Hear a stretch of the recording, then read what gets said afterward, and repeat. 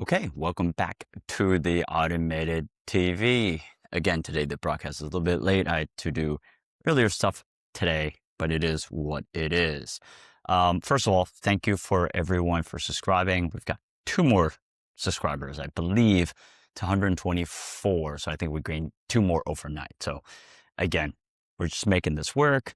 There's a lot of momentum. Things seem to be moving, which is absolutely great. It seems like this appeals to you in this format and you like it. Again, if you have any comments or what works or what doesn't work, please let us know because then we can improve. Now I'm trying to think, is there anything that we want to let you know? No, reminder, I've got something to let you know in tomorrow's episode that my newsletter producer wanted me to mention. So that will come out tomorrow, so stay tuned for that. In the meantime, just again, thank you for subscribing. And please do share with your friends. So first up, basically today's article is 37% of hourly workers are living with AI on the job right now. So 37, let's see, that's a pretty big thing. I did not know that, 30%. Okay, so the comfortable truth about who's actually absorbing the AI shock waves. A new PYMNTS payments intelligence report titled The Resilience Deficit Labor Workers in an Automated Economy land this week. And it's one of the actually most important data drops of 2026. So 30% of U.S. hourly workers say the employer rolled out new AI or automation tools in the last 12 months. Now, we're not talking about Silicon Valley. We're not talking about, just Silicon Valley, with Meta or Google. We're talking about the real backbone of the United States. People work in warehouses, in legal offices, accountants, restaurants, everybody. So almost half, 37%, is actually doing this. So these workers fall into what payments calls the labor economy, which is defined as hourly workers earning up to $25 an hour and generating less than $50,000 a year. That covers roughly 60 million American adults and about 15% of the United States annual GDP. So now, having said that, of the workers who said their employer introduced AI tools in the past year, nearly 60% received absolutely no training on how to use them. 60%, that's massive. So 37%, nearly half actually use AI for their work, but 60% actually have not received any type of training. So not a YouTube tutorial, not a newsletter like the automated. So this is kind of where the automated is built in, right? We are trying to educate you on how to use AI and AI tools. Now, and when workers were asked whether they felt confident they could find a comparable paying job if AI eliminated their current role, only 39% said yes. So only 39% said yes, they will feel confident. That's really not good and really not optimistic for the future. And job security confidence among these workers fell to its lowest recorded level since October this past April. So it's not anxiety. People are definitely saying it. So, meanwhile, we also said that Goldman Sachs CEO David Solomon, I believe he's the DJ, he's the one that actually can DJ, published an opinion piece in the New York Times this weekend, and his message was essentially that everyone just breathe. Doomsayer narratives about AI taking your jobs is basically not true. He said this is just creative destruction at work, not structural collapse of the workforce. And creative destruction is actually, I've got one of those books. It's a very famous economist, I believe from Sciences Po, a French one, Darren Kosoglu. I think he's Armenian, but way of Turkey. And he talked about creative destruction and how basic innovation always constantly has happened. It destroyed, but also creatively made in the long run. Now, citing internal Goldman Sachs analysis, someone acknowledged that AI could automate roughly 25% of current work hours over the next decade. But he argued that will not mean equivalent job losses. Instead, he predicted beautiful reallocation, just kind of slow down a little bit, of human time towards more complex strategic and relation-driven responsibilities. So in it, he's got 3 big kind of narratives. And routine tasks get automated away, high performance standards in the roles that remain, and entirely new positions are emerging around managing, auditing, and governing AI systems. So look, that's true. And in his own op-ed, he acknowledged that entry-level jobs and junior roles are already under immense pressure. So we made some analysis around this, I will probably kind of step back and say this. I mean, I think both of them can be true. I had a very interesting kind of YouTube analysis as well, kind of roughly the same thing, right? In the sense, you've got your short-term effects and you've got your long-term effects. Your short-term effects are true, right? Short-term disruption. Let me kind of take a step back. So economists generally look at things theoretically and over the long term, or sorry, no time horizon. We're not quite sure what the time horizon. I'm a trained economist from the University of Chicago. So there's no time horizon. It's a theoretical time horizon. And when economists predict certain things happening, like the marginal utility of something, marginal utility labor, marginal labor, the marginal ROI, that's all in the long term and theoretical, and no one knows the long term. The x-axis is generally undefined. So economists are right in the long term. And I think what Goldman Sachs, the CEO, is pointing out is theoretically all those three narratives are true, right? So that menial jobs are taken away. You've got people governing AI systems over the long term. That will be good. And high performance standards in the roles that remain. That's all true. But that will happen in the long term. In the short term, however, what people are experiencing right now, you can feel it. AI jobs are being taken away. Jobs are being taken away. Entry-level jobs are being taken away. So that's all entirely true and entirely basically true. So both things can be true at the same time. So short term, jobs are taken away. Long term, jobs are created. Menial jobs will be taken away. We'll all be living better in the long term. So those things both can be true, and they both paint a realistic picture of the world, both positive and negative effects of AI. So I think that is something for you to think about. Love to know your comments.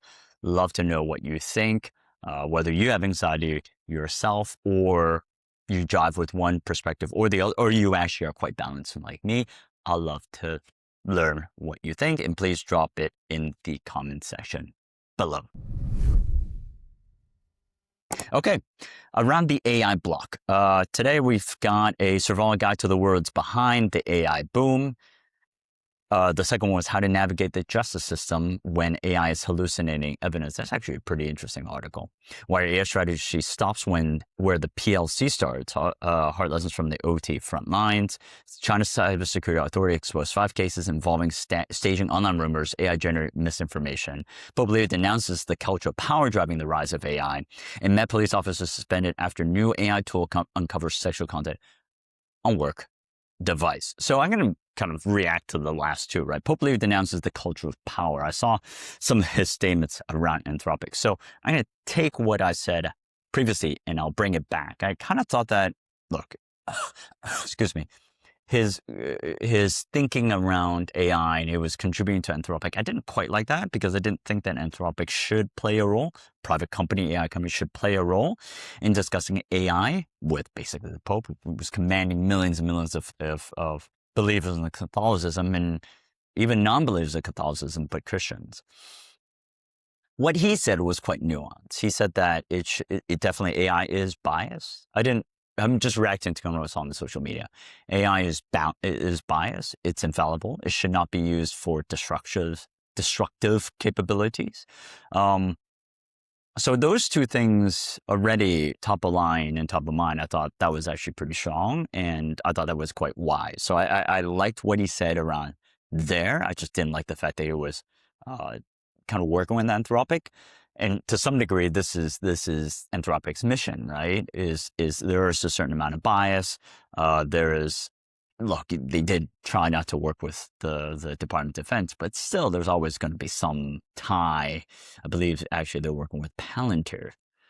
So I don't like it, but maybe he's just trying to be closer, pissing inside the tent rather than outside, right? So look, ultimately, maybe that's a good thing. Again, shaping the future of AI rather than not shaping the future of AI. So good on Pope Leo to perhaps try to do that. Met police officers suspended after new AI tool uncovers sexual content on work device. This is the cons of AI, right? So you don't know what AI can do. It may uncover things, it may report on you. So that is something that we need to think about. I kind of live my life in the sense that AI may uncover anything that would be uncovered anyway. And but there's also unintended consequences of AI. So And this is kind of the sense that I took with OpenClaw. As much as OpenClaw is great and you could do a lot with OpenClaw, it also unnecessarily opens you, maybe not unnecessarily, but it opens you to attack vectors because your AI is executing things without your presence. It can take your credit card and go willy-nilly with it without you even knowing. So I think those are things that you need to think about when you're interacting with AI. And same thing as well. If you've got sexual content, if you don't like AI, just ring fence it. Don't put it on your phone. Don't put it on any device that you know could scan something. Generally, that's the way I would think about AI. Yeah, that's generally the way I would think. So definitely think about that. Definitely remember that as you use AI. Again, going back to the previous section, 60% of people have not gotten training in AI. That's really what we're trying to here to serve, right? We're trying to serve you and trying to help you educate about AI and AI tools so that you can make independent choices on what you need to do and what you need to think about. So consider this a lessons learned. Okay, next section, trending tools. All right, so for the musicians, we've got AI Song Creator app. It turns a simple idea into a full 8-minute app masterpiece. You pick the genres and instruments, and the AI builds out the entire structure.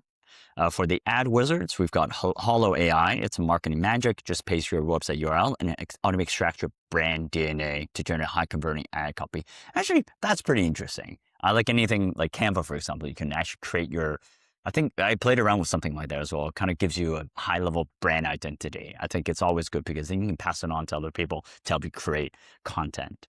For the e-com pros, VizBoom, it lets you create professional product visuals and virtual try-ons for clothing and shoes using AI models. That's kind of cool. Not really into that, but cool. And for the e-com hustlers, product link to video turns any product URL into a high converting video ad. Again, I think these creative tools are absolutely necessary in this new age of AI. Super useful. Definitely cool. So definitely check it out. Okay, next section, AI workout of the day, how to get structured notes from multiple sources with the help of AI. So we said that research can get messy fast. You've got tabs open, articles half read, reports scattered everywhere. And so how do you put it all together? And so we've got a prompt that basically, you extract the main ideas from each source, you identify supporting details, factual examples, you highlight similarities, differences, and recurring themes across and present the notes. I think this is actually something that AI is incredibly good at. It's able to take information, put it all, ingest it, digest it, and reformat in different ways that is useful. I don't see a way to improve this prompt. I think it's a pretty interesting prompt. I think this is what AI is really, really good at, research. I'm just trying to think of certain tools that I use other than just prompts, what I use before to use this. I think Manus did a pretty good job before when it was very, very research focused to really do that and bring stuff together. So that's what I used before, but I think this prompt will be best used for anything in Gemini, ChatGPT, any tool that you generally use. And yeah, and it will do that for you. This is really where AI really shines. Okay, thank you very much for watching this episode. If you have any comments, if you have any likes, dislikes, definitely let us know. We are trying to give more content this way.